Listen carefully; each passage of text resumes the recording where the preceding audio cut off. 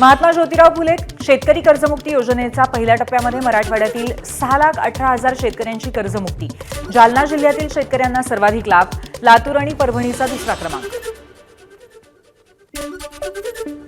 कर्जमाफीची ई-केवायसी करण्यासाठी ऑनलाईन केंद्रांवरती शेतकऱ्यांची गर्दी, मात्र मागच्या 3 दिवसांपासून सर्व्हर डाऊन। हिंगोलीच्या गोरेगाव इथे ऑनलाईन सेंटरवरही शेतकऱ्यांची गर्दी, सर्व्हर डाऊन असल्यामुळे शेतकऱ्यांचा संताप। एसआयआर अभियानामध्ये रत्नागिरी जिल्ह्यातील चिपळूण शहर राज्यात प्रथम। 336 मतदान केंद्रांवरील सुमारे 2,71,000 मतदारांच्या नोंदींचं यशस्वी पुनर्निरीक्षण पूर्ण। 8 ऑगस्टपर्यंत त्रुटी दूर करण्याची प्रक्रिया राबवण्यात येईल। रत्नागिरीतल्या रोटे एमआयडीसीत असलेल्या नामांकित कंपनीच्या विरोधात भाजप नेते अॅडव्होकेट वैभव खेडेकर आक्रमक। एचआर आणि मॅनेजरला धरलं धारेवर। 8 ते 10 भूमिपुत्रांना कंपनीने पूर्वसूचना न देताच काढल्याचा आरोप। कंपनीच्या विरोधात आंदोलन छेडण्याचा खेडेकर यांचा इशारा। जालन्याच्या भोकरदन तालुक्यातील वरुड बुद्रुक गावात चोरीचा विकृत प्रकार समोर। अंत्यसंस्कारानंतर स्मशानभूमीतील मृताची राख चोरट्यांकडून लंपास। दागिन्यांच्या लालसेपोटी यापूर्वीही राख चोरीला गेल्याची ग्रामस्थांची माहिती।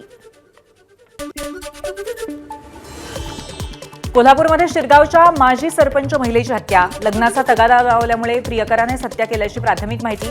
महिलेचा मृतदेह भिवंडीला नेताना प्रकरणाचा भांडाफोड। आरोपी प्रकाश पाटीलला अटक। धुळ्याच्या सोनगीर गावाजवळच्या मुंबई-आग्रा महामार्गावरती ट्रक उलटला। घटनेमध्ये 2 जण जखमी तर लाखो रुपयांच्या प्लायवूडचं नुकसान। ट्रकवरचा ताबा सुटल्यामुळे अपघात। विरारच्या मांडवी इथल्या जिल्हा परिषद शाळेत वर्ग खोल्यांच्या छताला मोठे तडे।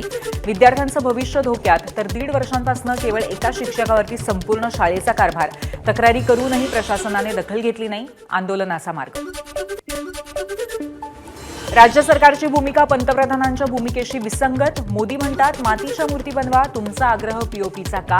पीओपीच्या गणेश मूर्तीवरनं हायकोर्टाचे सरकारला सवाल। या संदर्भात उद्या पुन्हा सुनावणी। गुरुपौर्णिमेनिमित्त बडोद्याच्या विजय नाईक यांच्याकडनं 51 ग्रॅमच्या ओम अक्षरांची साईंना गुरुदक्षिणा। 51 ग्रॅम वजनाच्या 2 अक्षरांची किंमत तब्बल 8.5 लाख रुपये। साईबाबांच्या शिर्डीत 3 दिवस चालणाऱ्या गुरुपौर्णिमा उत्सवाला आजपासून सुरुवात। उद्या उत्सवाचा मुख्य दिवस आहे। उद्या रात्रभर साई मंदिर दर्शनासाठी खुलं असेल। प्लास्टिकच्या नोटा चलनात आणायला अखेर मंजुरी। अर्थ राज्यमंत्री पंकज चौधरींनी संसदेत दिली माहिती। आधी 10 आणि 20 रुपयांच्या नोटा चलनात येतील, नंतर प्लास्टिक नोटांसोबत सध्याच्या कागदी नोटाही कायम राहतील। महाराष्ट्राच्या सर्वेश खुशारेची ग्लासगो इथे सुरू असलेल्या राष्ट्रकुल क्रीडा स्पर्धेमध्ये ऐतिहासिक कामगिरी। उंच उडीमध्ये रौप्य पदक पटकावत इतिहास रचला। या स्पर्धेमध्ये उंच उडीत पदक पटकावणारा ठरला पहिला भारतीय खेळाडू। राष्ट्रकुल क्रीडा स्पर्धेमध्ये उंच उडीच्या प्रकारात सर्वेशला रौप्य पदक। सर्वेशचे शिक्षण झालेल्या DR भोसले विद्यालयाकडनं सर्वेशचे आईवडील आणि पत्नीचा गौरव। सर्वेशच्या विजयामुळे शाळेतील विद्यार्थ्यांसह शिक्षकांचाही जल्लोष। पाकिस्तानात मुसळधार पावसामुळे हाहाकार। आतापर्यंत 100हून अधिक लोकांचा मृत्यू।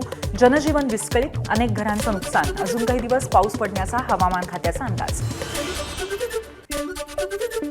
चीनमध्ये अचानक आलेल्या पुरामुळे हाहाकार।